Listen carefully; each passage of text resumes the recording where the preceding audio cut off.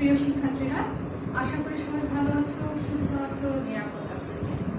গত ক্লাসে আমরা কবি শামসুর রহমান রচিত ফেব্রুয়ারি 1969 কবিতাটি নিয়ে আলোচনা করেছিলাম। গত দুটো ক্লাসে আমরা একবার প্রথম ক্লাসে কবি শামসুর রহমান সম্পর্কে আলোচনা করেছি এবং দ্বিতীয় ক্লাসে আমরা ফেব্রুয়ারি 1969 সম্পর্কে আলোচনা করেছিলাম, কবিতাটি ব্যাখ্যা করে দিয়েছিলাম তোমাদেরকে। আজকে আমরা কিছু সৃজনশীল প্রশ্ন নিয়ে আলোচনা করব। কিছু উদ্দীপক দিয়ে প্রশ্ন উত্তরের মাধ্যমে আমরা আজকে ক্লাসটি করব। দেখি, আমি এখানে একটা সৃজনশীল প্রশ্ন লিখেছি। প্রশ্নটা আগে একটু দেখে নিই আমরা। উদ্দীপকটা একটু খেয়াল করো। সালাম, রফিক, শফিক, জব্বার এমন কিছু নামের জ্যোতিতে সূর্য ম্লান হয়ে যায়। বাংলা বর্ণমালার 21শে ফেব্রুয়ারি আমার কবিতার প্রতি পঙ্ক্তিতে সেই জ্যোতিতে ঝলসে ওঠে। ঠিক আছে, এটা হচ্ছে উদ্দীপক। তার আলোকে আমাকে এই প্রশ্ন চারটার উত্তর দিতে হবে। জ্ঞানমূলক, অনুধাবনমূলক, প্রয়োগ এবং উচ্চতর দক্ষতা।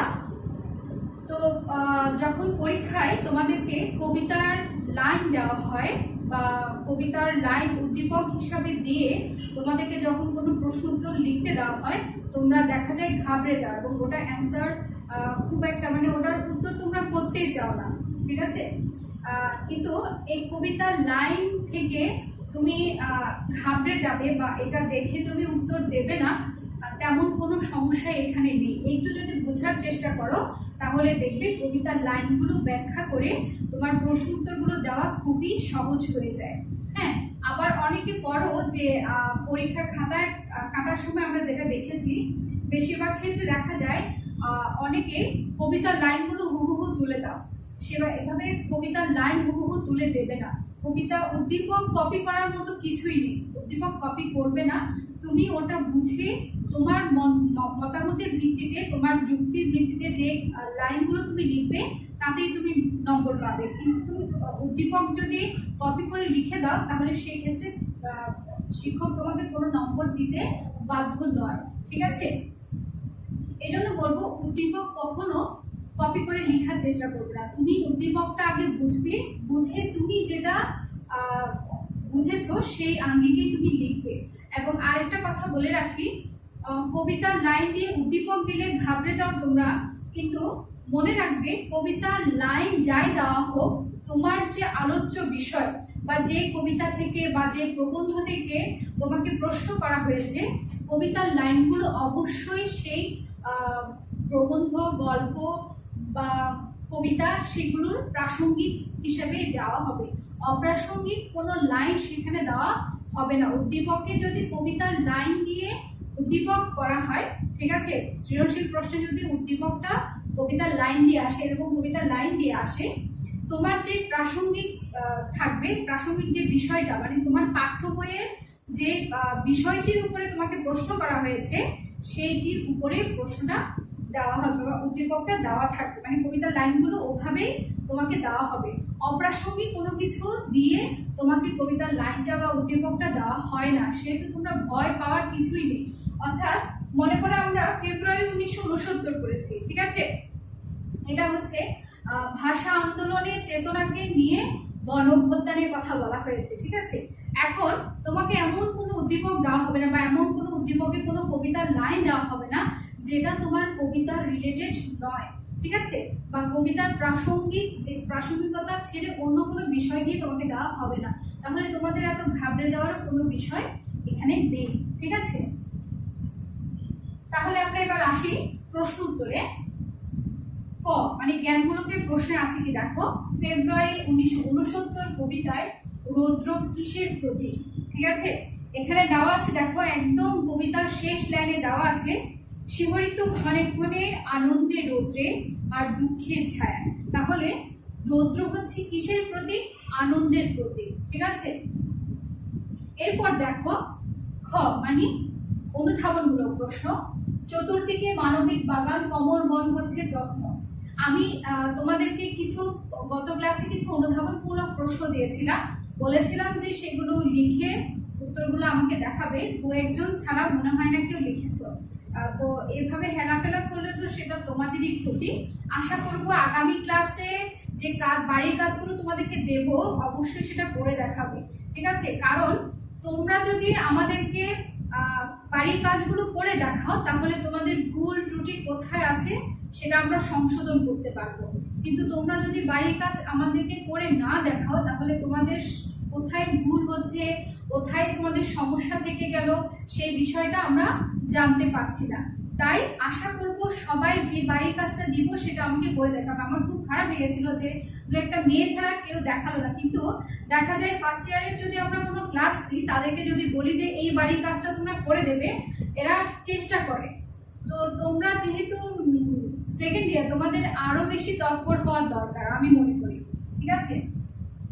দেখো, চতুর্দিকে মানবিক বাগান কমল বন হচ্ছে তছনছ। কেন তছনছ হচ্ছে? তাহলে এটার উত্তর আমাদের কবিতার মধ্যে দেওয়া আছে যে ঘাতকের অশুভ আঘাত হানার কারণে আমাদের চতুর্দিকে মানবিক বাগান কমল বন হচ্ছে তছনছ। হ্যাঁ, বা আরেকটু যদি ব্যাখ্যা করি তাহলে হবে কি, আমাদের মানবিক বাগান বলতে আমি ওইদিন বুঝিয়েছিলাম, এখানে মানবিক যেখানে দেওয়া আছে তোমাদের মানবিক জগৎকে বোঝানো হয়েছে। মানবিক জগৎ অর্থাৎ আমাদের সুন্দর পরিপাটি প্রাকৃতিক যে পরিবেশটা, যে জগৎটা, সেটা ঘাতকের অশুভ থাবার কারণে বা অশুভ আঘাতের কারণে তছনছ হয়ে যাচ্ছে। তোমরা প্রথম লাইনে জ্ঞানমূলকে প্রশ্নের মতো করে উত্তরটা দেবে, এরপরে এই লাইনটার একটা ব্যাখ্যা তোমাকে দিতে হবে। হ্যাঁ, এই ব্যাখ্যাটা তোমরা কিভাবে দেবে দেখো, মনে করো আমাদের যে পরিবেশটা আগে ছিল, হ্যাঁ, সেই পরিবেশটা মনে করো একটা সুন্দর সাজানো গোছানো একটা পরিবার ছিল। সেই পরিবারে যদি কেউ হঠাৎ করে আঘাত হানে বা কেউ ওখানে এসে হামলা দেয় তাহলে তার সেই পরিবারটা কি হয়ে যায়, তছনছ হয়ে যায়, একেবারে ভেঙে যায়। ঠিক সেরকম করে বলছে আমাদের এই বাংলার পরিবেশ একসময় সুন্দর গোছানো একটা কমল বনের মতো ছিল। সেই সুন্দর সাজানো কমল বনটা তাদের যেন আঘাতের কারণে ভেঙে তছনছ হয়ে যাচ্ছে, বা হানাদার বা স্বৈরাচারী শাসক যারা ছিল তাদের অত্যাচারের কারণে সেটা তছনছ হয়ে গিয়েছে। এভাবে তুমি ব্যাখ্যাটা দিতে পারো, ঠিক আছে? আমি আমার মতো করে তোমাদেরকে বুঝিয়ে দিলাম, তোমরা বুঝিয়ে সেটাকে লিখবে।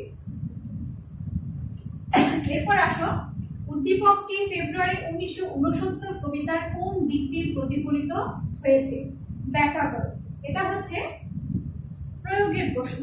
প্রয়োগের মধ্যে দেখো তোমাকে 3 প্যারা করে সেটা লিখতে হবে। প্রথমে তোমার যে বিষয়টা জানতে চেয়েছে, উদ্দীপকটি ফেব্রুয়ারি 1969 কবিতার কোন দিকটি প্রতিফলিত হয়েছে, তাহলে কোন দিকটি এখানে প্রতিফলন হয়েছে দেখো, সালাম, রফিক, শফিক, জব্বার, এই লাইনটা দেখে আমরা বুঝতে পারছি এগুলো কাদের নাম, আমাদের ভাষা শহীদদের নাম। তাহলে এই কবিতার যে লাইনগুলো দেওয়া আছে সেটা এখানে ফেব্রুয়ারি 1969 কবিতার কোন বিষয়টিকে ইঙ্গিত করা হয়েছে বা কোন দিকটি প্রতিফলিত এখানে হয়েছে? অবশ্যই এটা 21 চেতনা। ফেব্রুয়ারি 1969 কবিতার কোন দিকটি হবে সেটা 21 চেতনাকে প্রতিফলিত হয়েছে বা 21 চেতনা প্রতিফলিত হয়েছে, ঠিক আছে? এরপরে এটা তোমার ব্যাখ্যা দিতে হবে।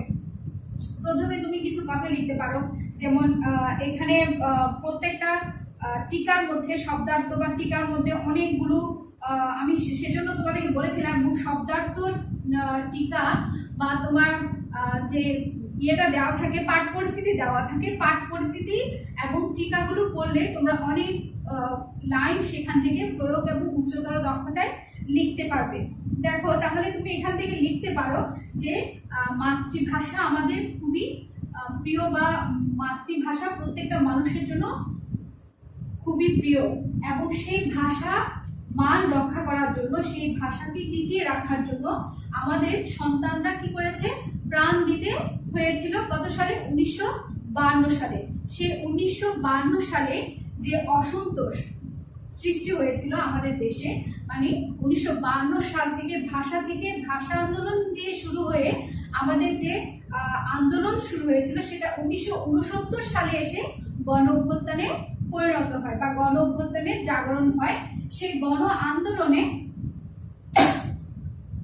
আমাদের যে চিত্র ফুটে উঠেছে, কবি তার ফেব্রুয়ারি 1969 কবিতায় সেই ফেব্রুয়ারি মাসে মানে 1952 সালে ফেব্রুয়ারি মাসের চেতনাটাকে 1969 এসে দেখিয়ে, অর্থাৎ 1952 সালে সালাম, রফিক, শফিক, জব্বার যারা ভাষার জন্য প্রাণ দিয়েছিলেন তাদের প্রতি, অর্থাৎ উদ্দীপকে বলা হয়েছে কি রফিক, শফিক, সালাম, রফিক, শফিক, জব্বার এমন কিছু নামের জ্যোতিতে সূর্য ম্লান হয়ে যায়, অর্থাৎ তাদেরকে শ্রদ্ধা করে স্মরণ করা হয়েছে। হ্যাঁ, 1952 সালে সালাম, রফিক, শফিক, জব্বার সহ যারা ভাষার জন্য শহীদ হয়েছিলেন তাদেরকে উদ্দীপকে কি করা হয়েছে, শ্রদ্ধার সাথে স্মরণ করা হয়েছে। এবং ফেব্রুয়ারি 1969 কবিতায়ও দেখা যায় 21-এর চেতনাকে নিয়ে, অর্থাৎ ভাষা শহীদদেরকে শ্রদ্ধা এবং ভালোবাসার সাথে স্মরণ করা হয়েছে। তাই আমরা বলতে পারি যে ফেব্রুয়ারি 1969 কবিতায় যে দিকটি প্রতিফলিত হয়েছে, অর্থাৎ 21-এর চেতনা যে দিকটি প্রতিফলিত হয়েছে সেটি এই উদ্দীপকের মধ্যেও প্রতিফলিত হয়েছে। এরপর আসো উচ্চতর দক্ষতা। এমন কিছু নামের জ্যোতিতে সূর্য ম্লান হয়ে যায়। উদ্দীপকের এই পংক্তির মাধ্যমে 21-এর মূল চেতনাকে ব্যাখ্যা করা যায়। আবারও দেখো, এমন কিছু নামের জ্যোতিতে সূর্য ম্লান হয়ে যায়। কোনো প্রশ্ন যদি বুঝতে না পারো বা বুঝতে কষ্ট হয় তাহলে দ্বিতীয়বার আবার পড়ে দেখবে। বারবার পড়ার পর দেখবে তোমার প্রশ্নটা উত্তর দেওয়াটা তোমার পক্ষে অনেক সহজ হয়ে গেছে।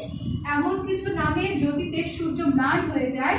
উদ্দীপকে এই পংক্তির মাধ্যমে 21-এর মূল চেতনাকে ব্যাখ্যা করা যায়। যায় কি যায় না? অবশ্যই যায়, কারণ আমরা গতও একবার বলেছি যে কি প্রয়োগে একবার বলাই হয়েছে যে উদ্দীপকের যে এটা দেওয়া হয়েছে, কবিতার লাইনগুলো দেওয়া হয়েছে, সেগুলোর সাথে আমাদের ফেব্রুয়ারি 1969 কবিতার যে 21-এর চেতনা সেটাকে ব্যাখ্যা করা যায়। তাহলে তুমি প্রথমেই তোমাকে যে প্রথম প্যারাটা হবে এটা হবে 4 প্যারা। প্রথম প্যারায় তোমাকে লিখতে হবে যে ব্যাখ্যা করা যায়, হ্যাঁ, এটি যথার্থ।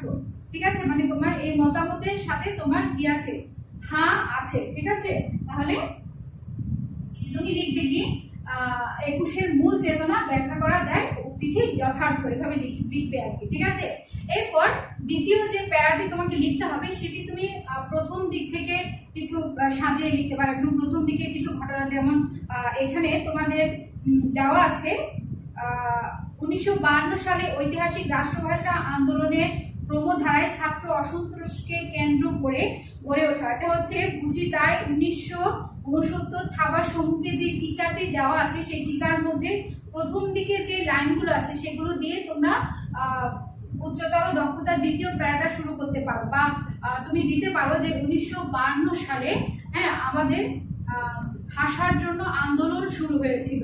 পূর্ব পাকিস্তানিদের মাতৃভাষা পশ্চিম পাকিস্তানিরা কেড়ে নিতে চেয়েছিল এবং তাদের অধিকারের উপরে তারা কি তাদের যে ন্যায্য অধিকার, সে অধিকারের আন্দোলন শুরু হয়েছিল 1952 সাল থেকে।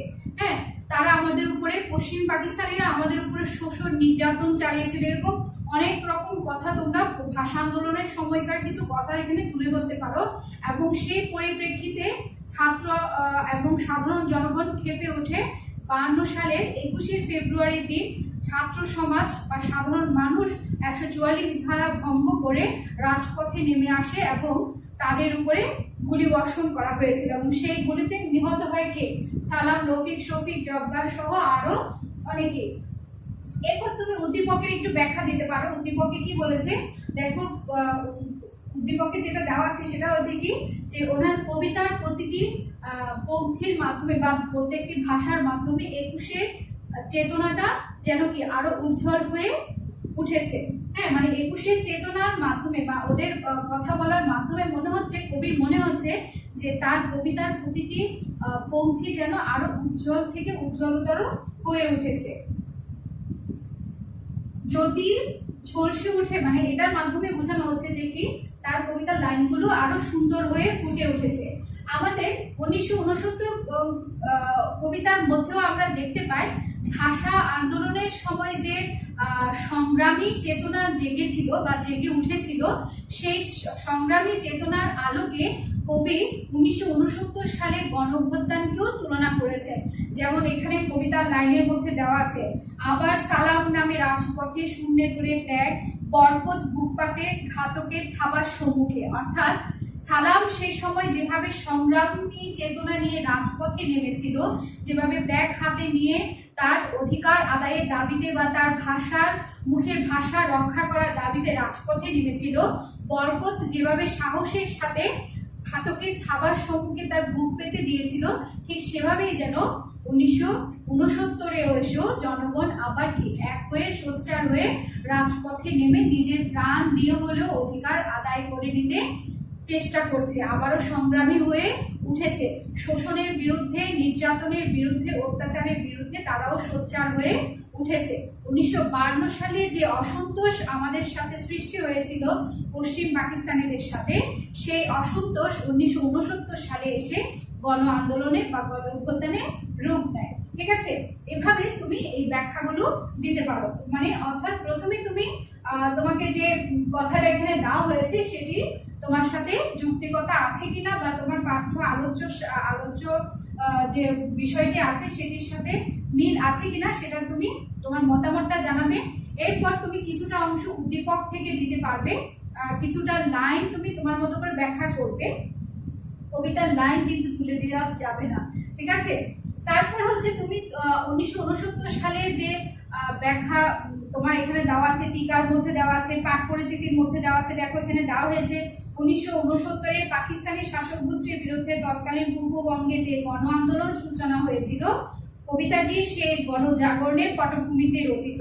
জাতিগত শোষণ ও নিপীড়নের বিরুদ্ধে এদেশের সাধারণ মানুষ ক্ষুব্ধ হয়ে ওঠে 1969-এ। খুব সুন্দর করে তুমি এই লাইনগুলো তোমার সৃজনশীল প্রশ্ন লেখার ক্ষেত্রে ব্যবহার করতে পারো। এতে করে তোমার লেখার মানও বাড়বে, সৌন্দর্যও বাড়বে, আবার তোমারও সুবিধা হবে যে ব্যাখ্যাগুলো লেখার ক্ষেত্রে। ঠিক আছে, প্রত্যেকটা প্যারার যে অংশগুলো সেই অংশগুলো খুবই সুন্দর হয়ে উঠবে যদি তোমরা এই টিকা এবং পাঠ পরিচিতি থেকে লিখো। তারপরে তুমি উদ্দীপক এবং টিকার সাথে মিলটা কোথায় বা একুশের চেতনাটা এসেছে কিনা, মূল চেতনাটা, সেটার একটা ব্যাখ্যা দিয়ে দেবে। ঠিক আছে, এভাবেই তোমরা সৃজনশীল প্রশ্নগুলোর উত্তর লিখতে পারবে। তাহলে যদি তুমি উদ্দীপকটা ভালো করে বুঝো এবং প্রশ্নের মান যদি ভালো করতে চাও, তোমাদেরকে অবশ্যই টিকা এবং পাঠ পরিচিতি ভালো করে দখল রাখতে হবে। ঠিক আছে, দেখি আমরা তাহলে আরেকটি সৃজনশীল প্রশ্ন দেখি। দেখো আরেকটি উদ্দীপক এখানে দেওয়া আছে, এটি 2019 সালের একটা বোর্ড প্রশ্ন। সাবাস বাংলাদেশ, এ পৃথিবী অবাক তাকিয়ে রয়, জ্বলে পুড়ে মরে ছারখার, তবু মাথানো আবার নয়। ঠিক আছে, এই উদ্দীপকটির সাথে আমরা এবার প্রশ্নগুলো মেলাবো। দেখো প্রথমে ক, জ্ঞানমূলকের প্রশ্ন দেওয়া আছে। হরিত উপত্যকা অর্থ কি?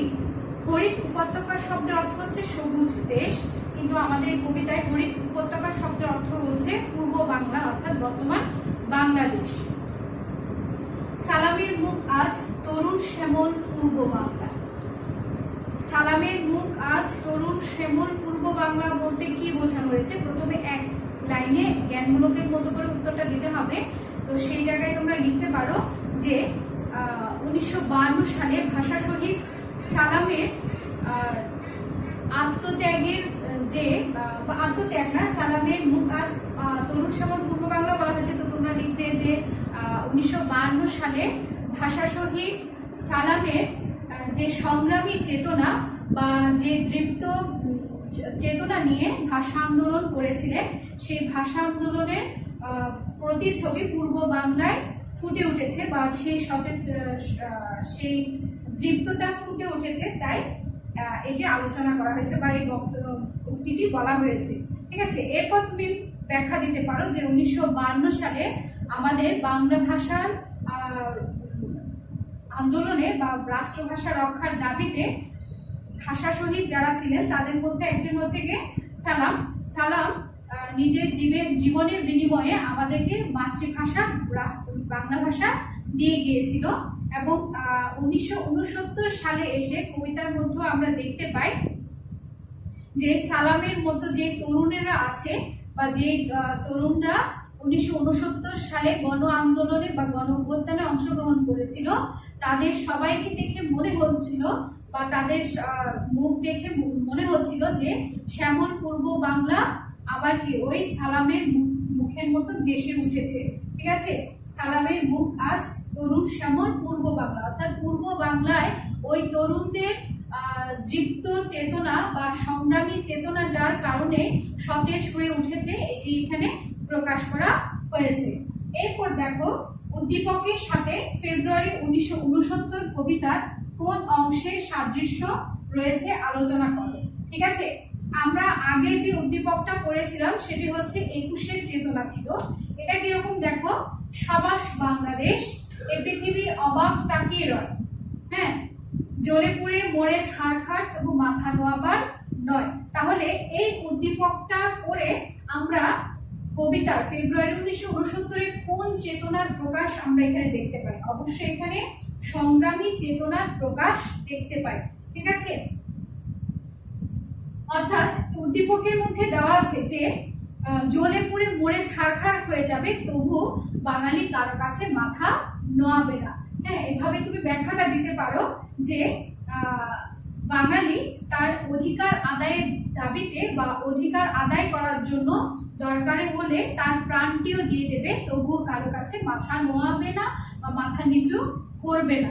ঠিক আছে, ঠিক সেরকমই চেতনাটা আমরা ফেব্রুয়ারি 1969 কবিতার মধ্যে দেখতে পাই, যে ওখানে বলা হয়েছে, আমি একটু কবিতার লাইনগুলো থেকে তোমাদেরকে খুঁজে বের করে বলি।